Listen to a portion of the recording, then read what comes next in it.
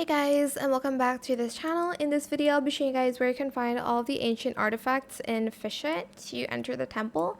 So if you arrive from Fisherman Island to the Jungle Island, you're going to go to the right. And here's where you're going to fish for the first artifact. It is the crescent artifact. Then you're going to turn right.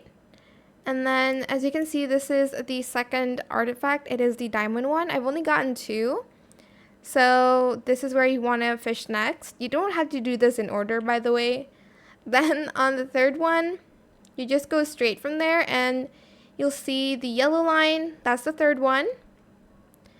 And then the last artifact, you're going to go straight ahead and you're going to turn left,